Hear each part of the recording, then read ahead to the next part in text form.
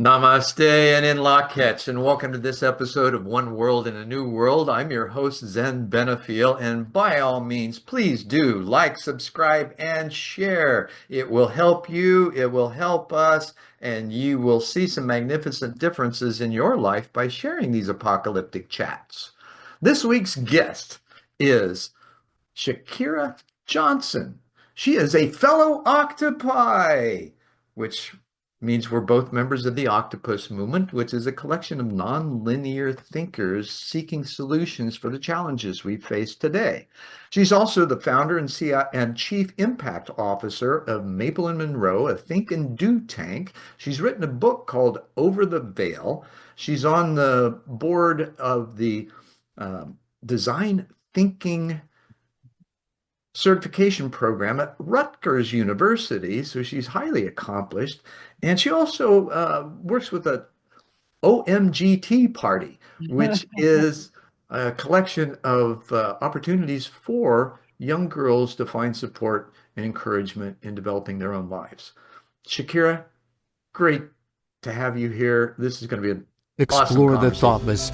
Embark on a life-changing journey of self-discovery. Embrace harmony with self, with others, with Earth. One world in a new world. Zen Benefiel skillfully ignites conversations, guiding guests to reveal personal journeys and perspectives. Listeners are inspired to seek knowledge and find wisdom in their own lives. Join this transformative journey as we navigate the depth of human experience. I'm so honored to be here. Thank you for having me on your platform, Zen. This is wonderful. Thank you. No, you're welcome. And I just blew my opening, so not to worry. You nailed it. Well, I did, but thank you very much. There was another process that I had in mind that I forgot because I was so deeply involved with you at the moment, which is really what life is about, right? How deeply we can be involved with others in conversation and open and be vulnerable and have these kind of in-depth, often scary kind of conversations because we don't talk about things like this in our normal lives, right? This bereftness that we have of inner and outer lives and the discussion of what goes on inside that can affect the outside because we start with our own choices, thoughts, feelings, beliefs, and construct our lives around that. But we don't often share what those truly are with others. And if they're on the fringe, out of the norm, out of the linear, right? It's often in defiance of that which truly is, and that's the connection that we have with each other. So thank you for coming on and being willing to explore and jump into this rabbit hole with me. I live in the rabbit hole in many ways, so it's okay. Very good. I kind of think we all do. We just don't recognize it and or share it, right? This concept we were talking a little bit earlier about, the concept of being cosmic consciousness condensed into form, just unaware of that. Well, we're all that. We have an ancient historical reference to that in the Vedas. We're all divine threads, incarnate, connected to source, capable of God consciousness. That means we can all learn how to play together well, right? So how did you first learn when you were growing up that there was a greater aspect of life than just the physical world and the socialization and things of that nature? How did you find that interconnection and what was it like? Thank you for asking. I mean, like many others, it's like I was always different as a child. I was different from the beginning. I felt as a child as though I had deep knowing and understanding of things. And also that I was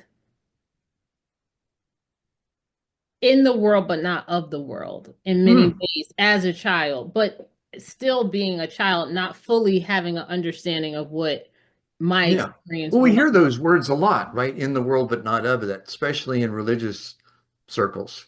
And is it really understood? That's a childlike perspective, right? Where you just know you're connected, that you don't have to think about it. Right. And just the things that I would think about and where my mind would be as a child, the other things that I heard other young people talking about, I was not. So Hmm. as a child, even I didn't really watch a lot of TV or those type of things. So I did a lot of just deep thinking. I remember as a child thinking very deeply about, what happens when you die and all those things. And not even from a place of scaredness, but just a place of Wonder. wonder and, Yeah. those things, right? Uh, Yeah. so that just really grew. But really, when I was in college, I would say my extraordinary abilities kind of came online more. They just Hmm. to the point that I literally asked for them to be turned off because I was Oh, just like, I can relate to that. Happened to me in college when I got blown open. I went into light beyond, came back, and then all of a sudden, all these different worlds were available, beings and voices, and I was like, guys, you know, I could hear them, right? I could see them sometimes, but the seeing of them was so distracting that it was like, guys, I can't do this, right? Leave me alone. It's good enough just to hear you. yeah, it was an experience, and definitely once those, extrasensory abilities really come online, you can it can be quite off-putting because you will no longer be normal. Like whatever Oh, the right. normal Right. is, That's the epitome you're of not. neurodiversity, right? Yeah, you're not normal and your experiences are just so different. And so, long story short, I just wanted to, party and hang out, like not know what's going to happen all the time in advance, Sure. like just different things. So, I just asked for it to go away and it did.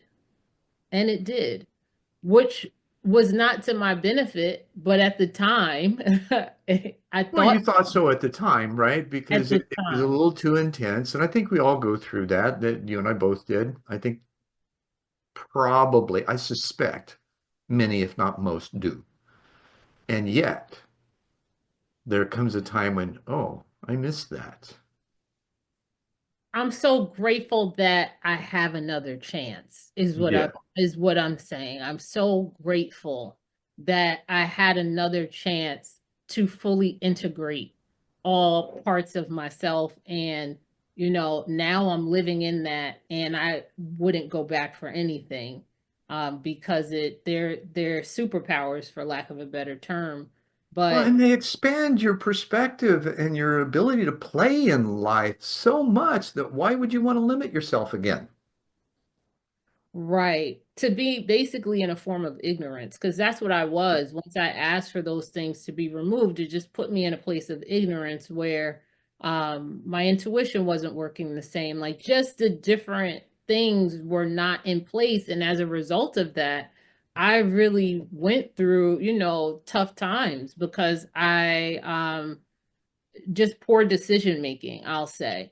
And I opened my mouth in the wrong place at the wrong time, and my parents decided to commit me at 19. and And then I'd had a conversation with a psychiatrist the year before, right after my spiritual awakening, and he said, why so young? I was 18. He says, why you've had a spiritual awakening? Why so young? Not sure. Most people don't go through it till the mid 40s, if they ever do. My advice to you is keep your mouth shut. People are not going to understand you. Wise advice. Did I heed it? Nope. So the following year, I got beat up at a frat, still in college, got beat up at a frat house, ended up in the emergency room, and my parents decided, because I did talk to them about it, and they decided, oh, I need a break. And then the psychiatrist there, using the DSM-4 at the time, did the whole diagnosis, label, prescription, all that kind of stuff for Thorazine. And man, what a hell that was or could have been. And yet, I was up playing ping pong, beating the male nurses, and they couldn't figure it out because the amount of Thorazine that I was on, I should have been a lump in the corner. What it did, though, was it really because the doc wouldn't listen, I eventually had to tell him a lie, in my perspective, of what he wanted to hear, just so I could get my freedom. And I did. But I shook so bad on the inside for fear that if I open my mouth up too much, I get put back, right? And literally that feeling was so intense and it shook me to the core so much that my body would tremble. It was so embarrassing, especially, 19, 20 years old. Wow. So I can understand that was just to show that not only am I empathetic, I can really understand and relate to what people go through. You know what I find interesting is that even though we have these different avatars and are like we're certain people where it's like we're all gone through the same things. Yeah. It looks Sounds like different. Tom Campbell. Is that where you pulled that from? It no, Okay. it's just it's a note from just seeing, seeing how people are. I had dinner with a friend and we were talking about these experiences that we had. We didn't even know each other, but they were so similar in experience. And even just speaking with you, we have this similar experience. It presents itself differently. Your situation looks Absolutely. Because than mine, it's but at independent its to each one of core, us. right? But Yeah. at its core, it was the same thing, right? Yeah, At its core, absolutely. same thing. So, long story short, I went back to sleep when I asked, for it to go away and it happened. But even though I was asleep, there was still always something. There was always still a knowing. But I'm gonna be frank, There's always a knock on the door, right? It just yeah, I was depends on like whether you kind want of to answer it or not. I was like ignoring it. I would, and when it would start sometimes to talk loud, I would become frustrated with it and say things like, well, why does everybody else get to be, normal? Why do I have to, there was some butting of heads. Where And much is given, much is expected. there was a butting of heads for a while where I was just saying, well, why can't I just be like everybody else? Like why? And this was when it kind of like built up to a fever pitch of me saying no and it saying yes. Right, And, right. Well, this you is know, so this gets into that area. I can totally relate to that. I mean, that can be so fun and so excruciating at the same time, right? This gets into that, okay, the evolutionary process and I think the Urantia book calls it repersonalization, not necessarily reincarnation, because we don't reincarnate, we don't come back as the same being, right? We come back as a personality that's evolving in a different body, same soul. This speaks to that, right? Where perhaps you have made the choices to still pay attention where others have not, and that over time, that disparity in experience shows up as all these different levels in society. hmm. Yeah, and I do believe that it's my code, right? I Hmm. do believe we're all coded, like we have different codes, and they're all and no code is over another code, right? It's not even No, that. they're all integrated. We're all threads in the We're tapestry. all threads. But there are differences the same way there's different types of, say, animals, right? On Sure. the Serengeti, right? No, Right. no And we do animal, need to be oh, respectful of that. we Like need you to were be saying, why can't respectful. I be like, right? Well, you're No, not designed like them. That your right. number one, your genetic codes are different, right? You're individual like a snowflake, but there's really only 37 kinds of snowflakes from what I've heard. So we're beyond that. And you have the frequency that we That vibrate out, which is a soul level or whatever you want to, that energetic level. You know, Irvin Laszlo calls that the higher self, right? And that directed energy, potential experience, information, intelligence, all of those things encased in that trickles down from that source code into these physical bodies where we have that brain blood mind, you know, coagulation that allows us entrance into that greater experience. And I even for a moment want to think, what if you're created and we all have free will, but you're created for different purposes from the beginning. Your creation, how you are created from the beginning. Again, not one being better than the other, just different, and or a different component, a different presentation of source, a different expression of it. But some we're coded for different purposes. Oh And yeah, absolutely. into that, It was like our skill sets. Excuse me. So I noticed that you put on a lot of events at one point, like 22 of them or something like that, right? So I spent a decade with, hundreds, okay. hundreds of them. Um, so these kinds of things that are, I don't know if you're familiar with the Tempe Arts Festivals. It's a fourth largest arts and crafts festival in the country. And I was one of the coordinators for that in the 90s, 250,000 people over a weekend, right? So those kinds of audiences, if you will, take a lot of prep work and being able to understand the skill set necessary to do that. That's not available necessarily to everybody, Right. although they're capable of developing it if they so choose. Some of us are just naturally inclined to be able to do that. And find joy in doing it. Absolutely. And find joy in doing it. So Yeah, if, yeah. for example, have me to try to do something that someone else is very good at, I call that their genius.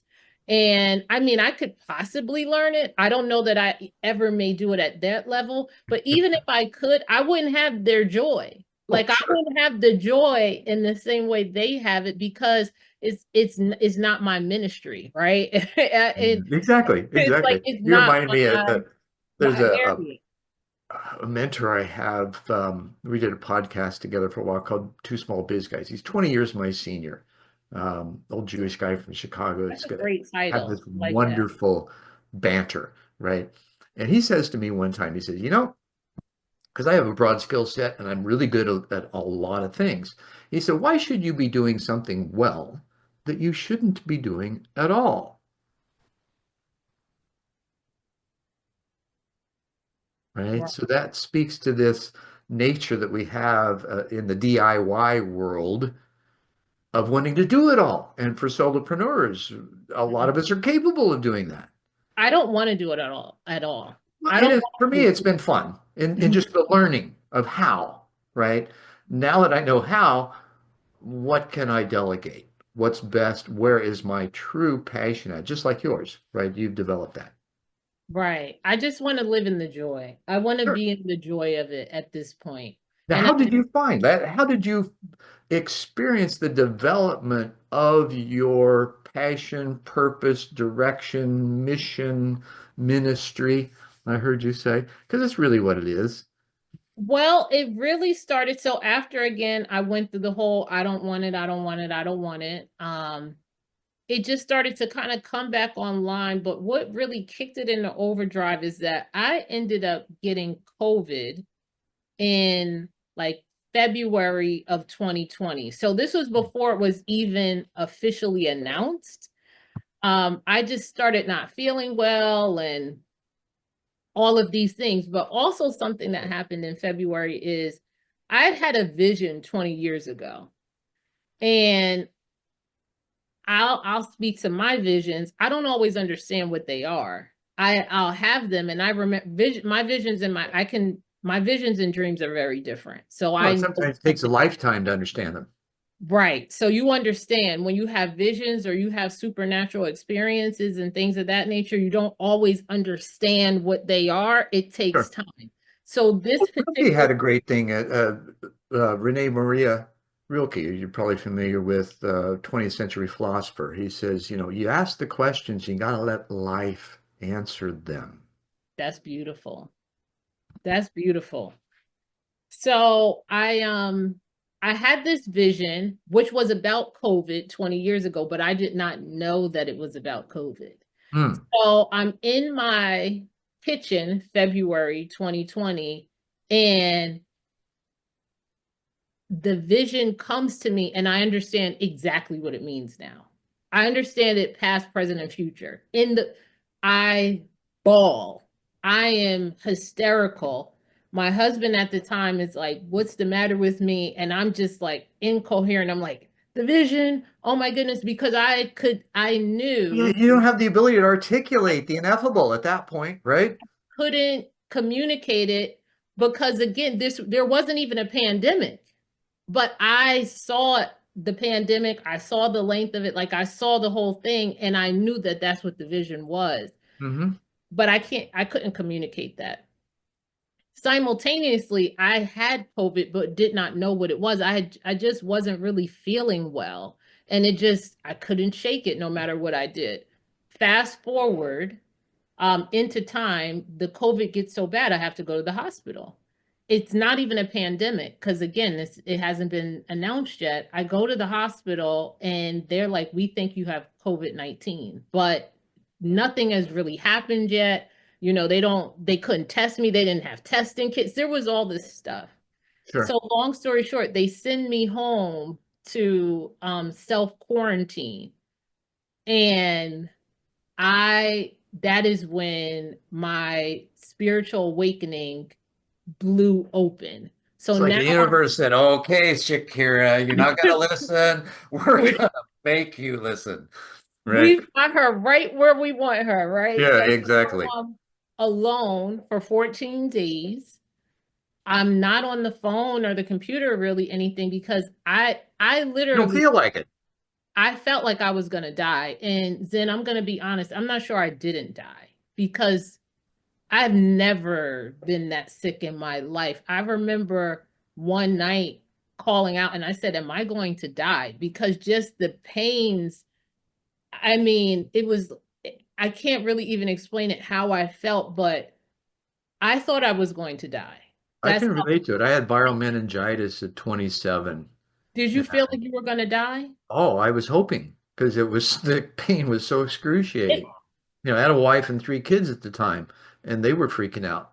I was freaking out. It was, and there's nothing you can do it was, about that.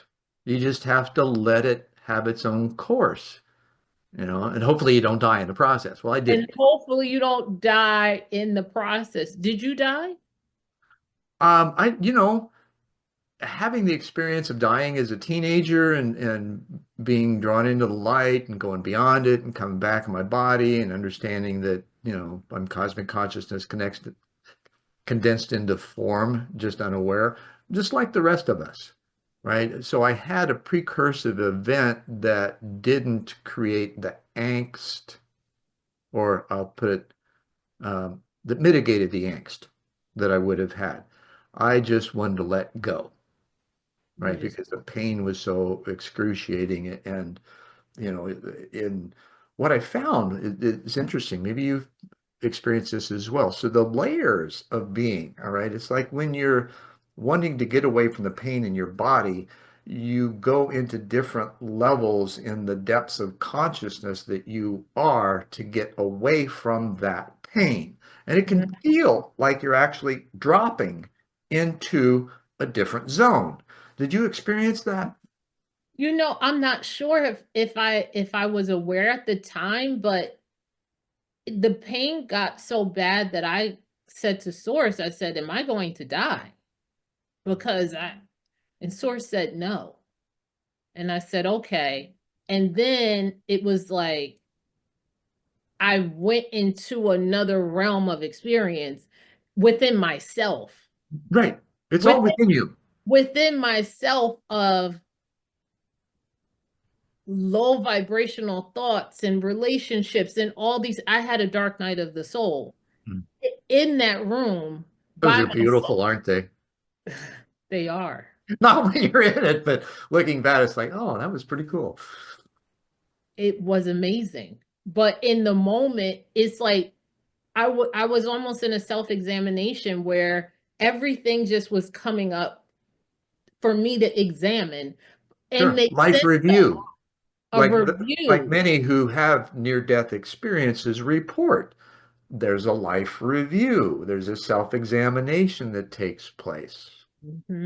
Right. So I had that experience where I just every I can't even really explain it, but I'll just say I won't say my life flashed before my eyes because that wasn't it, but it was definitely a self-examination at my core, the depths of my Sure. being, right? And so once that happened, I was changed. I was just forever changed. So now the 14 days are over, but I'm still pretty sick because I don't even know if that COVID still exists that I had. I had the COVID that, you know, Well, as I understand it, there was the one that presents as pneumonia eventually, right? Mhm.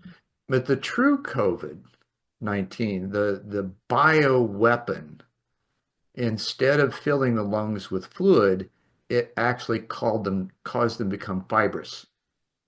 Mm. But the evidence, the flu, right? Because that's what it is basically. It happened to be more intense and could have been caused by all kinds of environmental considerations. The fact is, it was perfectly timed. Correct. And so now my 14 days is over, but I'm still not well. I don't think I'm gonna die still. I can at least walk, but it actually probably took me a full year to fully recover. Sure. Um, that being said, Well, and you're in a population dense area too. So you're constantly I was in New York reintegrating. all the time. I Yeah, was just in New York, right, absolutely, very dense, very New York, that type of thing. sure. Absolutely. Absolutely. So during now this period, my spiritual awakening is full-fledged. And like I said, and I'm still not exactly well. So, and now it's officially a pandemic. Right, Now, right.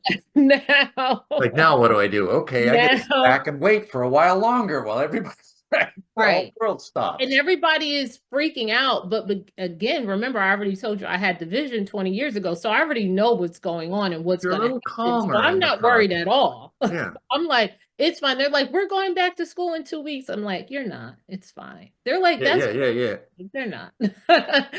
They're not. Then they come back in 2 weeks. They're like, they said we're going to go back in another 2 weeks. I'm like, they said we're going to go back in 2 months. I'm like, no, just buckle down. Like, Yeah, just chillax for a while let's and settle down. We're in this for the long haul, right? So yeah.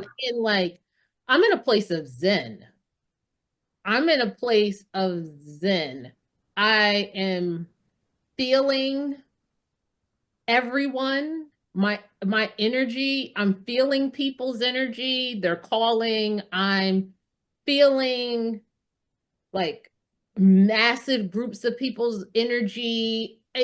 I'm like I'm everywhere all at once and Sure. not I'm just in a I very love how you different said place. that. I love how you said that because in that experience, I have it too, right?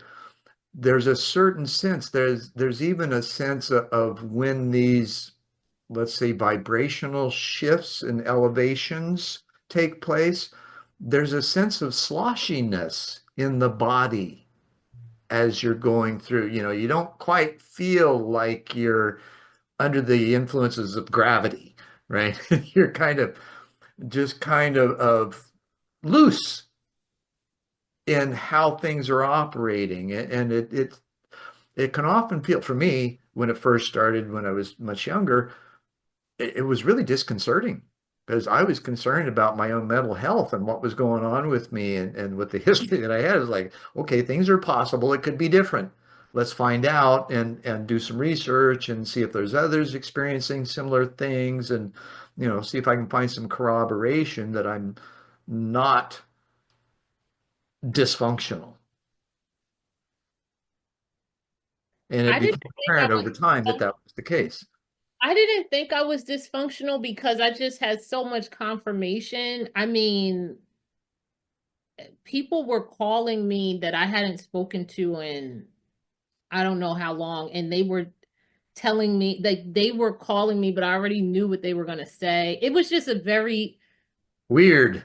it was just, so I didn't think I was losing it. I knew I was back. Because Sure. remember, I was already there, but I Right. closed the door.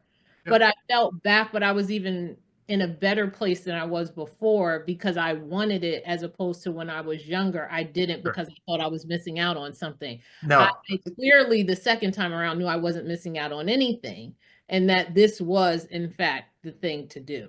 did you notice the observer in yourself going, well, how about this? Might want to take a look at this, right? Just the nudging of your attention to specifics. I would say yes. And for me, though, it happened in the form of intense, extreme downloads that I was receiving on an ongoing, continuous basis. So once I was opened up, I was getting So tremendous. basically, you were living in what some might call a 5D world as opposed to a 3D world. 5D and at times 12D, right? Right, right, right, right. I go between, I live in 5D. Um, I love I believe experience. that's where we are right now. That's where we are now. I tell people I live in heaven, right? Yeah. So I live in 5D. However, there are times I go to 3D. I do not like it, but it happens. When I go to 12D, that's what I call the Godhead. And in my book, I talk about that. But 12D is the Godhead. It's a whole different, that's a whole different thing. 5D is Well, this. that's the same Yeah. frequency that you experience in the white light, right? That's what it is. It's interesting. In my explorations, I was questioning the nature of reality and how many layers and things like that, because I'd had some experiences that alluded that there were. And so in 1989, I was introduced to a process called the multi-plane awareness technique. And it was developed by William Swigard in the 1950s. It is a process that is facilitated that takes the experiencer through 9 planes of consciousness from the fourth to the 12th and integrates the bodies on each one of those planes. Then and of course, I got to the end of it. I got the prompt to get ready to come back, and I was ready, so I did. Then the facilitators, when I turned to look at him, says, "Uh-oh." And I said, "What? What's going on?" "Well, you're supposed to drop those bodies off." And I'm like, "Well, whatever. I'm back." So I had a party in my room for a couple of weeks afterwards. Didn't get a chance to figure it out until a psychic spent the night with me and said, "My God, how can you sleep in here? There's got to be at least a dozen different beings in this room." And I realized it was all me. So then fast forward 20 years later, I run into Nepian Close's work, and it's called the Triadic Dimensional Distinction Vortical Paradigm. And they posit that consciousness, space, and time are tethered across 9 dimensions. Doesn't eliminate others, just like the multiple plane doesn't eliminate other dimensions, just said this is our human bandwidth. Right. This is what we can understand. This is Yeah, our level of comprehension at this time.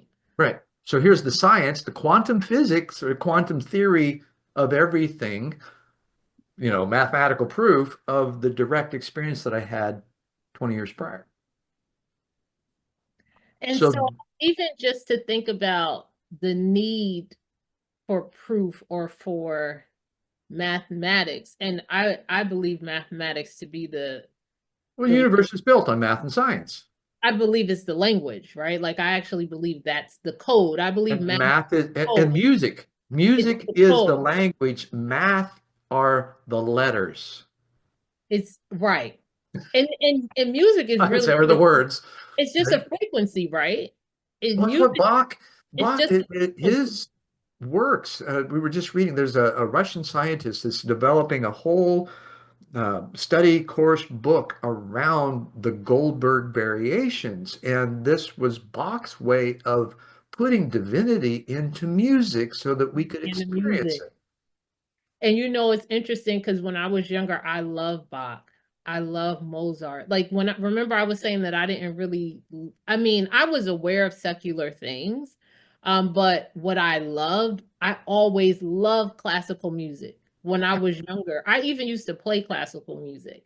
So I loved classical music, even still to this day. Now I listen more to frequencies, just pure tones. Sure, But that sure. being said, I feel like I can understand when you talk about divinity being in the music because I loved. Now, if you can imagine me, little black girl, loving Bach and those things from little, I, always, I know. because it just spoke to Well, and looking back now, you see how connected you really were, because these were your natural inclinations. natural inclinations, right? And so now, fast forward to you saying, was I the observer? I was the observer, but I was also the listener and able to be, again, in some ways, everywhere all at once, but at the same time in a local place and at the Sure. same Well, there's time that tertiary, hearing right? The Trinity that explains, from the macro to the micro, from the three suns to the electron, neutron, and proton, to this observer, listener, and participant. yes. Yes, that's what I experienced. Observer, listener, and participant. So during that next phase, I just did a lot of listening. I mean the self-exploration was still not over. I mean that never ends. I don't That's think it ever is, right? but it was still happening. And now you have to keep in mind that I'm still in my old life in my new mind, right? So Why is it? Dudley Lynch wrote a great book called Mother of All Minds, and he presents this shift from the alpha mind and alpha body to the beta mind still in the alpha body. So this is and the beta mind. So the differences between the two, the alpha is steeped in competition. ego. The beta understands oneness and collaboration. So that's the shift that we're making, where our minds, right? This is a transformation of what the Greeks called the thetonic being, which means thinker within us. So now, as we continue to move forward, I am examining my life and my life choices around my work, my family, all of those things. And it was at that time that I said, I don't want to do what I'm doing anymore, which is my career is more than 20 years in PR and events. It's Mhm. been a fabulous career. I've had the opportunity to work with tremendous brands and professional athletes and elected officials and the list goes on, right? And Right. big nonprofits, right? So it's been a wonderful, tremendous career. However, I said I want to move the needle. And PR and events, while wonderful, doesn't necessarily move the needle. And I said, what should we do? And Spirit said, social impact. And I was like, that's perfect because I always love social impact. And Well, and that's where so events turn into experiences and opportunities for growth. experiences, opportunities for growth, opportunities for community, opportunities for idea sharing. Um, I think of them now as portals, right? That Sure. Vortexes, right? you enter in Yeah. and you leave changed, right? And Sure. everything is orchestrated, but you don't know that because you're just enjoying it all, right? Every single thing is selected for Again, this is where you're playing your perfect role as that thread, and others are gathering around you because of the resonance and the harmonics and the operational capacity of those combined skill sets. Now, absolutely. as a servant leader, this is imperative for the new leadership that's emerging now to understand, in my opinion. Would you consider that, kind of a taking that all the esoteric, the metaphysical, and putting it into a very practical package. Absolutely. And I think we talked about it a little earlier. What you're saying, I call it core genius, like your genius, right? And I'm even just just, a guy. but even just having your skill set, right? Having your skill set, but without the frequency changes it, right? So Yeah, I'll just say you can have a skill set, and I'm going to take us out of it and say to build a car, right? sure. But if you're have a skill set to build a car, but you're in 5D, that Then you're building a Tesla. the the I whole thing leapt into that one. the whole thing is different. Yeah. You both have the same skills. You take a car and you're building it and you're tapped into 12D, you change the whole plant. You Well, don't then you just get into change what do the they call it? car, A Vimasa? you change everything. You change everyone around you, Yeah. you know? And And that's the so thing.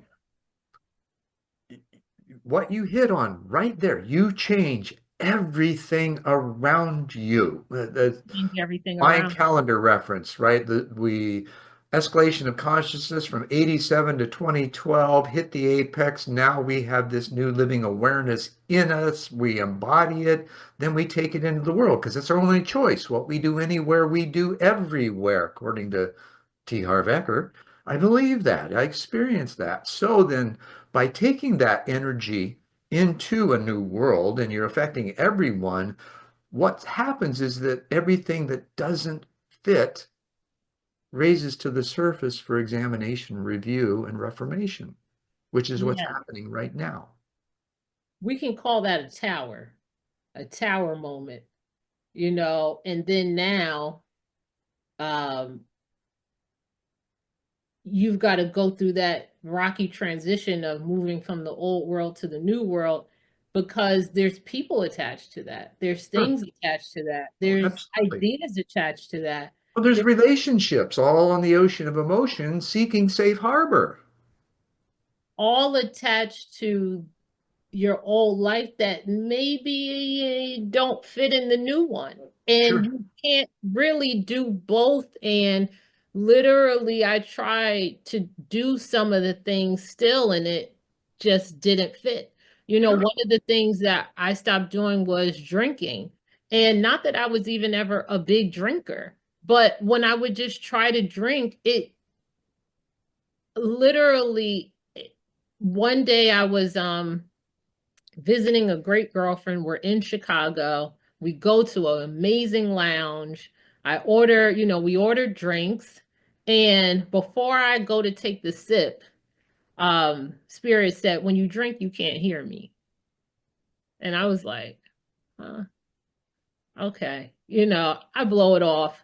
I take like two sips of that drink. I'm like drunk. I'm like, what's going on? Meanwhile, this is a whole drink. I take literally two sips. I can't That's even the super sensitivity, right? I was so sensitive that I can't even drink anymore. And again, I was never a big drinker. I'm a two drinks, two glasses of wine, I'm done. So it's not even like but I just couldn't because my sensitivity, I changed, my frequency changed, my being changed, my mind changed. So again, even if I was trying to do certain things that I used to do, I could no longer do them going forward. They Sure. just didn't fit. My body wouldn't allow it, my mind wouldn't allow it. The toughest parts of it, to your point, are the relationships because many of those people I love. I love current. However, it can't make the transition. This relationship, it ends here. It stops here or it Sure. changes in its being When we because recognize the levels of toxicity that we are no longer willing to tolerate. and participate in Right. Right. because the toxicity is not one way. It's a two-way. Even if And you're that doesn't mean that they have bad intentions, right? it It's just doesn't that the level that they're operating at is incompatible. it's incompatible. Their intentions almost don't even matter. Right.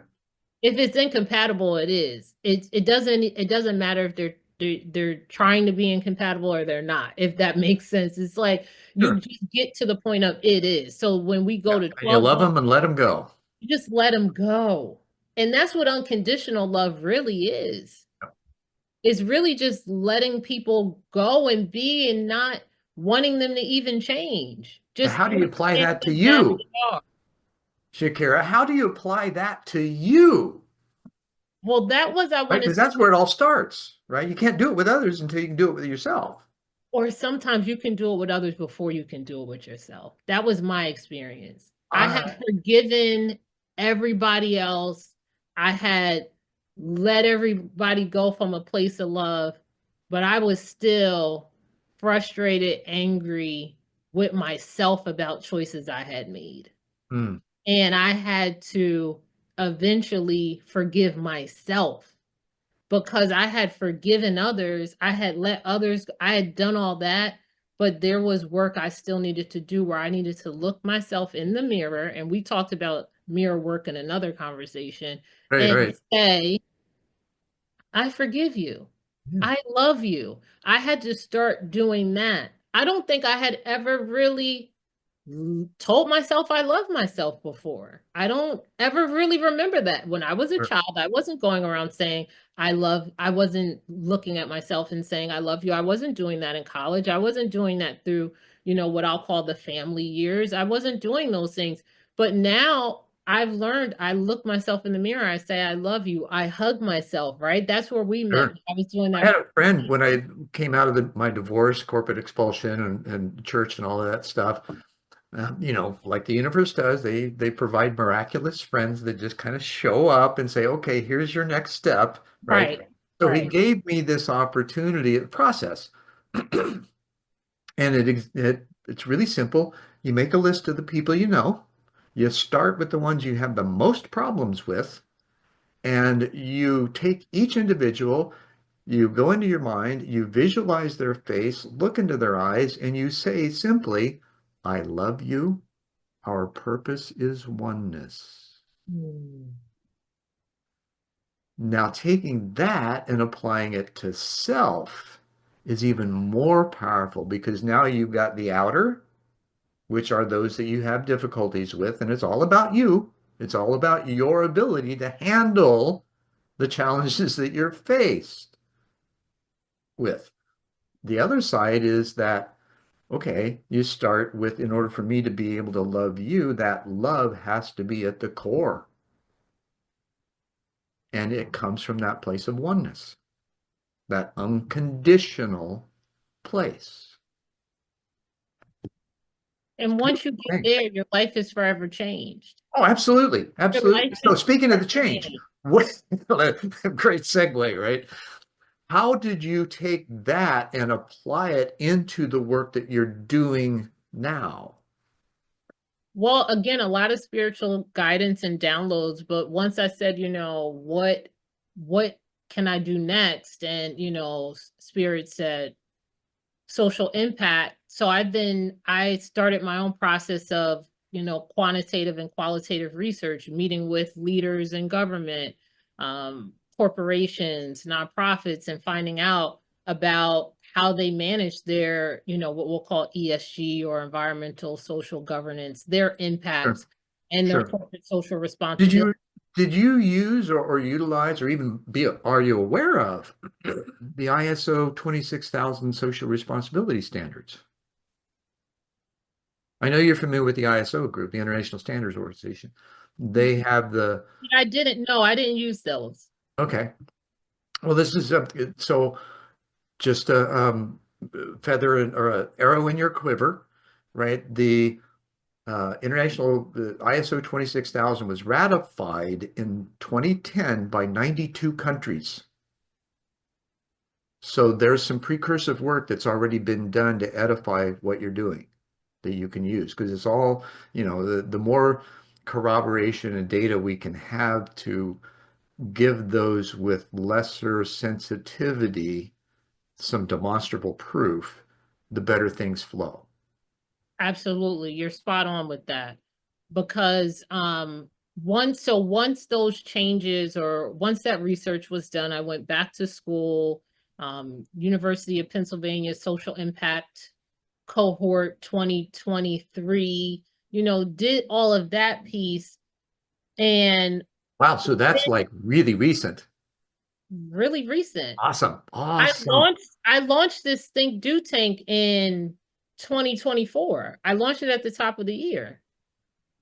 So it took me 4 years to make it what it is, because I knew I wanted it to be world class. I knew I wanted our models. I knew I wanted our IP to be world class. Right. I knew I wanted it to be something that could help any country in the world, could help any corporation in the world. It's actually built for high level corporations and countries and NGOs. It's built to help those. And the reason is that I said I wanted to positively impact 1 million people per year.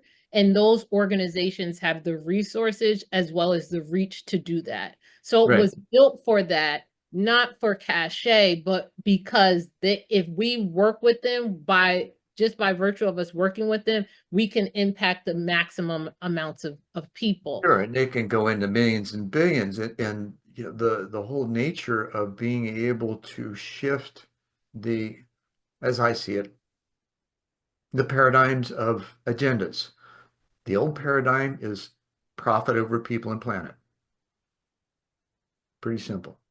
And it's proven, right? We've done some amazing things, but it's been to the detriment of others. The new paradigm is people and planet over profit.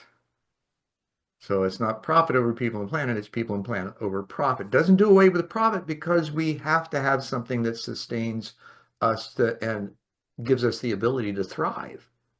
And right now, the only way that we understand that is through energy exchange. And the more we have, the better we can do. Right. I mean, I don't think there's anything wrong with profit at all, because profit is really abundance. And I believe that we are to It live, is. It right? is. So It's kind of creating a hybrid model, if you will, between communism and capitalism. right, which is really what you call utopia, which is the most sophisticated society, Right. right? But it's So not a pipe dream. It's actually doable because of the practical things that can be put in place in order to achieve it. it can be, and that's what we're going to. Well, some of us anyway, those who want to. People like you, Zen, and and myself and others, we're really we're the middlemen, if it makes sense. We're just here to kind of get over this hump. The For last the people. midwives. Yeah, we're here. The people who still need to make their choices or still need some help, we're here to help them. We're here to support one another, build community, things like that. But we're not really going to be in the golden age, because it's to come. We're just helping it get here, right? Like we're I don't birthing. know about that, honestly, Shakira, because of what I understand from my own experience of the longevity that we have and are capable of. There's records in Southeast Asia of monks living to be 900 years old, right? If they can do it, we can too. If they can do it, we can too. I'm here for 800 years. I love it. We say, well, I don't want to imagine all the gosh, just the excitement of seeing and being in the changes. I And mean, wow, I hadn't even really fathomed me still being here in 800 years. But what I will say is this: what a blessing to behold, to be able to live in the age that you helped to bring about. very true. Well, I Very mean, true. I feel so much fullness. Well, and we don't know right now. All we can do is say, well, the possibility exists. Let's find out. Oh my goodness, but you just provided a hope, because I was very much prepared to just do this work, understanding that it was for others. It's for me, but understanding that it's for the future. Right. I'm very much was prepared to do this, not looking to necessarily reap the harvest of that, if that makes sense. But what you just explained is that no, it is possible that you may, in fact, experience it in its fullness. because it's here now. Again, like I said, I live in heaven, right? So it's here now, Absolutely. We but are eternal beings not in incarnate. the fullness of what it will be. Right now, again, we're still in the throes of the separation Well, and yeah, we're in the throes of it all. disbelief, right? Then we've got people like Jesus, who said, anything I can do, ye can do and more. And he shows us that we can take our bodies with us and then it come back and return and be apparent physically to others. Now, that's a phenomenal thing. There's evidence of others who've done that. They call them the ascended masters. And there's woo-woo stories about those, right? People think, that's not Do you possible. think we can become, do you think we can become ascended masters, or do you think they're coded like that? Both. I think we have the choice. That's the free will. I want to be one. So It's I'm up to saying, us. I think saying I am one or others saying they are one is a bit pompous and egotistical and indicates that they aren't, right? We never know. All we know is that we're connected and that we love and are loved, and that's where we reside in that are unconditional people on faith. Earth now, are there people on Earth now saying they're ascended masters? Oh, yeah. Yeah, I ran into a bunch. There's people that saying they're the reincarnated this and that and the other, and granted, with my history being adopted, orphan and adopted, and having all of these things, um, there are things that I've been connected with that I'm often hesitant to talk about because they are so far beyond this planet. For instance, my engagement with the Galactic Federation and being known as Zendor, the son of Ashtar and Athena, right? In that world, I'm known well. In this world, I talk about that, and I'm all of a sudden, oh, you're one of those, right? So to be able to have that, it's like the truth is less than full disclosure. Because my dad told me this when I was younger, and I argued with him for a long time about it. But in those cases, when you are so far on the fringe and the information or the identity that you know you have elsewhere, you share here, it's going to create separation. That's not the intention. But because of the belief system of others, they automatically distance because there's no direct experience for which to garner some kind of relative understanding. Yeah. And fear, Sure. Well, fear, we fear what we don't understand because we can't control it. fear. There's a lot of low level vibrations um attached to that. I think there's another conversation for us to have about the Galactic Federation. I'm Uh, sure there is, just based on uh-huh. what we've had so far. And I'm Yeah. sure we'll have that.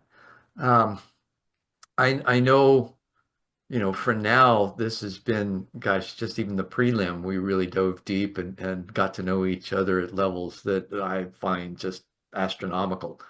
Um, in respect of that and the conversation we've had, the finding of the practicality and perseverance and application that you have been able to reach in your professional experience and presentation. How does how might you encourage or offer advice, encouragement, support, um, in simply shifting how others might think of themselves? What what advice can you give to those that are in this quandary and they're caught up in the low level thinking about themselves? How can they rise above that?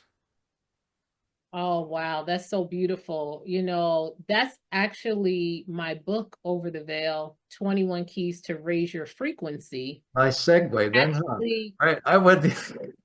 is actually exactly about that. And how I even came to write it, I was on my way to a meeting with the COO, and I intentionally wanted to walk to this meeting. And so I'm walking to the meeting. It's downtown in the community I live in. So I'm walking, and on the way, Spirit says, when you get there, write a list of everything that you've done. When Right. you get there, write a list. So I'm just like, okay, fine. I get there, we have the meeting is great. Meeting is over. I go to pack up my laptop and stuff and get ready to leave. Before I can do that, the person who I'm having the meeting with, they leave, but they come back and they say, "Oh, I'm having a hard time sleeping. If there's anything you know that could help me, let me know." And I was like, "Oh, the Ding, list." ding. They were gone. They came Yeah, back. yeah, yeah, yeah. So I'm like, "Oh, the list." So I'm like, "Let me work on that and then I'll send it to you." So literally this list comes out like this. I put my hands down, I start typing, the list just comes out, right? And Yeah. so literally as I'm putting the period, the barista in the coffee shop is like, "We're closing." So it's like, it just, right? I So mean, so that's an impeccable example of how flow works. So that happens. This isn't a Google Doc. This is not a book. This is a list that in my mind, I plan on sharing with leaders, like people that I'm working with, because I told you I'm at PR and events. So I work with a lot of executives, Right. um, like high profile people, but they have their own challenges, right? So in my Sure. mind, I'm going to share it with them and with my loved ones, right? Just as people ask me for advice, I'm going to share this list with them. Fast forward, I'm sharing it with my girlfriend who actually owns one of New York Times best 100 restaurants in the country. And I'm sharing it with her. I'm reading it to her. And she's like, "That's not a list, that's a book. Yeah. Put that out." And I was like, "What?" And she was like, "It's Right. not a list, Uh-oh. Okay. Now it's a you mean I book. got to do more? Yeah, you I have to thought I was finish the done. Wait a book." minute. I'm like, "No, no, no." She's like, "Yes, it's a book." And so the journey to have that list go into a book, the And the book, catharsism that takes place as a result of that, I know well because, and you don't know that without, having to write those, and especially with the caliber and the focus of that work and those questions. Wow. and that insight. Because I mean, there were some Yeah. things, some of That's the, what comes with the cathartic moments as you're writing the book, right? Because I know we think 70,000 thoughts a day, right? Even when we're in process of doing something, our mind is like on steroids, especially with this kind of activity, because you're thinking about all the different kind of applications about it. You're just seeing it pop, right? You don't um, even have to try um, and look. It's just there. you don't have to look. And some of the things in the book are, again, it's 21 keys. They're quite um practical. Things like getting rest, drinking water, right? So there's things that are quite practical. But then there's And we sometimes forget about.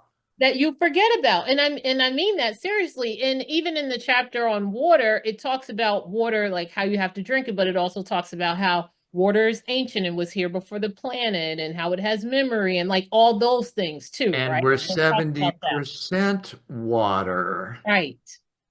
So, like Masaru Emoto's work, right? How we think about our own body of water is going to affect what happens to it. Right. And how thoughts have vibrations and the thought form vibrations impact the water in your body. Right. Right. So, Right. right. But even that feels safe. Then there's certain stuff in it that I said, y'all want me to be killed. Like y'all Oh, I want love me that. Y'all, I do that occasionally, right? Sorry, that just I'm endearing. like, y'all want me to be called crazy or be killed. Because some of it is me and my writing, and other parts are literally just downloads that even as Sure. I've been editing the book, I'm like, wow. Because I it's wrote this. Where'd this come from? Where did Right? this come from? Because I don't know this. Shakira Johnson in this doesn't know that. Some of the things I know and I experience, but other stuff is divine, it's higher level knowledge, right? Sure, So sure. it's really the purpose of the book is, as I was told, is to be a guide, is to guide people to your point who want to be better, who want to raise their vibration, but they don't know how to do it. They don't know how to do it. And so it's literally meeting people where they are and just providing practical tools and tips and things that they can do to actually increase their frequency. And once you increase your frequency, it's a game changer because it Absolutely. actually is a form of protection because there are certain things that just can't really touch you anymore. I call it a lotus leaf.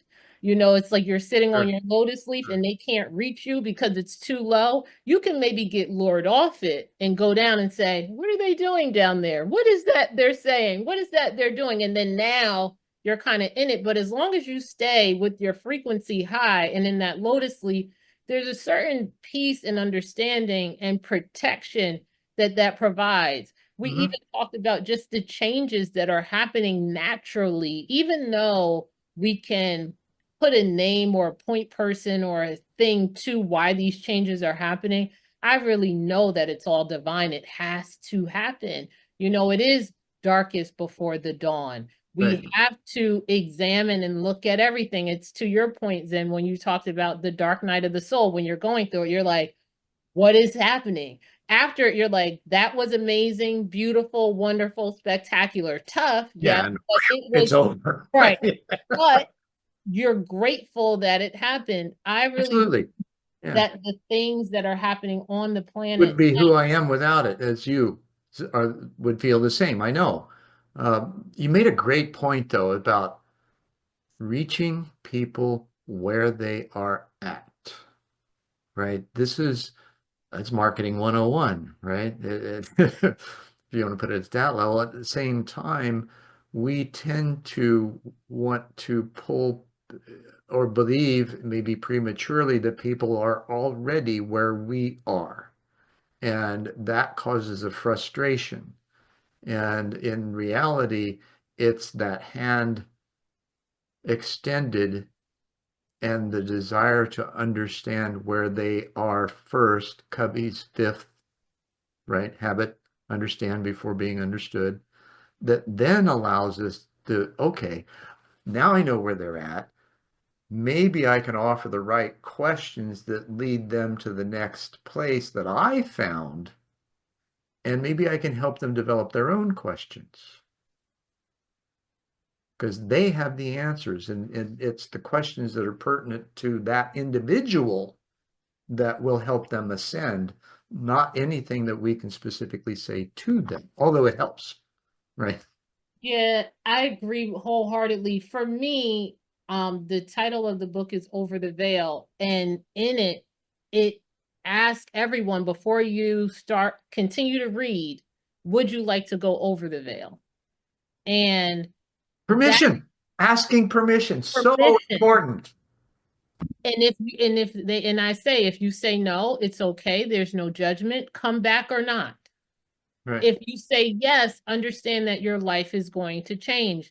The book is, in fact, a portal. And it's not because of my own magical doing, it's because by virtue of the person agreeing and saying yes, that they would like to go over the veil, the universe takes it from there. Yep. So, yes, I am providing practical steps, but Sure. just because the person has been asked the question, said yes, and then now can look at the steps.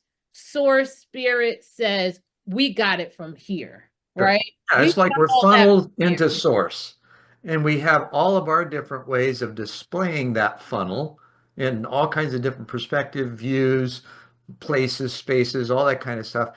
And yet it leads to that one source that It it, leads to the one source by many names. People call all different names. You know, I'm not a big debater about that.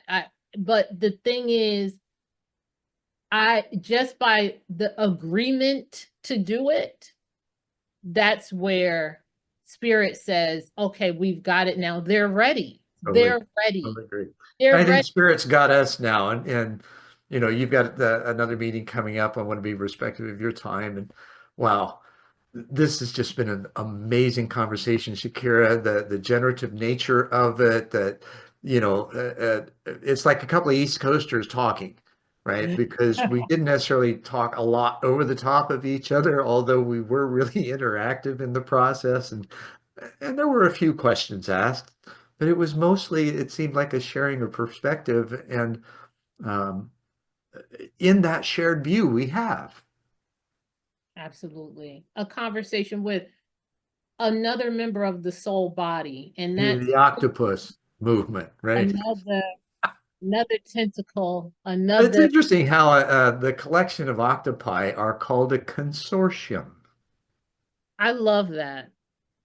I love that. When I was getting my master's, I worked a lot with consortiums from the collegiate perspective, but it was Mhm. all people who had different expertise but were together for the same purpose. And that's what we're all striving to help bring forth in this next phase of co-creating a new normal. A new normal. And I'm excited for it. It's already here, which is witnessed by your beautiful podcast and for you doing this. Thank you, Zen, for providing this platform, this portal, not only for your guests, but for just the world to experience this frequency of conversation. Could have spoken about anything, but instead we used our power of the spoken word, our frequency, to continue to raise it. And so I'm grateful for you. Thank you for thinking of me. Thank you for using your time and talents in this way. And I'm grateful for the knowledge to know I may live, maybe not 800, but I don't know, 200, 300, I don't know. We'll I see. have no idea. I was just told that I'm going to help facilitate a new world order of harmony among people and planet, and that it would happen in my lifetime. I love that. I love it so much. And it already has happened. You've already done it. You've already achieved it. You've already helped to do it. Now I it's mean, just stepping into, right? it's already all done. It's already all done. And I'll say this in a closing for those who are coming over the veil and for those who are, you know, in it already, just our being is enough too. You don't have to start a podcast like Zen. You don't have to write a book like me. You don't have to do any of that. Just your being provides an example. Just your doing, how you are, your grace that you show, your love that you show, how you care for yourself, how you care for others, how you operate provides an example for others. So you don't have to be a hero. You don't have to take on some big quest. You can, just be if that's what you so choose. But if you have a passion project or something that in my case, Spirit was like, write this, do that. They're very direct with me, but that's another interview. If you get that, you can move on that. But even if you don't, or if you're slow, that's built in. It's taken a long time for this book to come out. And I was so frustrated. And they said, we built that in. We Oh built yeah, that we have all the time that, there's a consideration of time constraints. No, there aren't any. They're like, I'm like, no, I feel like it's taking long. I'm procrastinating. They're like, we knew that already and we built it in. Mhm. Like, we built your procrastination into our timeline. You're fine. They tell me all the time, you're fine. You're fine. You're good. You're exactly where you need to be. So I'll The share that angst with is you. self-created, right? It's self-created and it's unnecessary. It's unproductive. Yes, yes, absolutely. Shakira, this has been great. Thank you once again. Thank you so much. May your podcast be blessed and viewed and heard by people and millions all around the world. Awesome. Thank you. Namaste and in la catch, and thanks for sticking with us for this episode of One World in a New World. Don't forget to like, subscribe, and share. And thanks to Shakira, I'll see you next time.